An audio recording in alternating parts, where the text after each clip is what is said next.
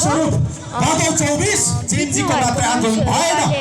आज म जेनवाईको प्रतिनिधि गर्दै गर्दा म यो निवेदन गरौँ, भदौ 24 मा जेनवाई मात्र होइन, जेनएक्समा आम नेपालीहरू सारा नेपाली सडकमा उभिएको जेनजीले सुरु गर्यो, तर अन्त नेपालीले गरेको अन्त सारा नेपालीले गरेको आन्दोलन सुरुवात जेनजीले गर्यो, तर त्यसको अन्त सारा नेपाली मिलेर गरेको।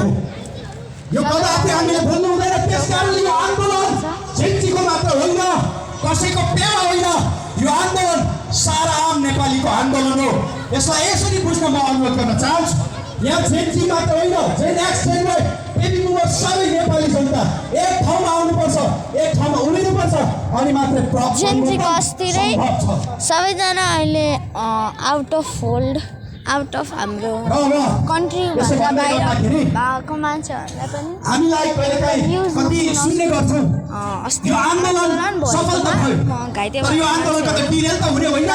त्यसकारणले गर्दा आम नेपालीले यहाँबाट हामी आह्वान गर्छौँ, प्रोग्राम भएर हेर्नु नेपाली सारा नेपाली आह्वान गर्छौँ, यो आन्दोलनलाई हामीले बदनाम गर्न हुँदैन।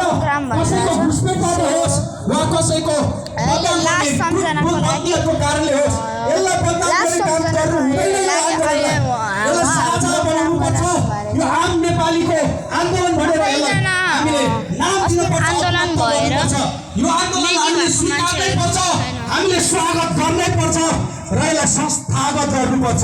सरकारबाट यसलाई संस्थागत गर्नुपर्छ, होइन भने यो आन्दोलन केटाकेटीको खेल हो भनेर बदनाम गरिँदैछ। यो आन्दोलन आयो, केटाकेटी यसो रहरले आयो, टिकटक चलाउनु नपाएर आन्दोलन गर्यो, अनि आन्दोलन गर्यो, डाङ्गा र ढुङ्गुङ गर्यो, झुक्किएर सत्ता ढल्यो भन्ने कुरा होइन, झुक्किएर भएको होइन। त्यो 23 गतेको आन्दोलनमा आफ्नै आँखा अगाडि हाम्रा साथीभाइहरू, हाम्रा भाइबहिनीहरूले गर्दा झुक्किएर सत्ता ढल्यो होइन, झुक्किएर सत्ता ढलेको होइन, हाम्रो आँखा अगाडि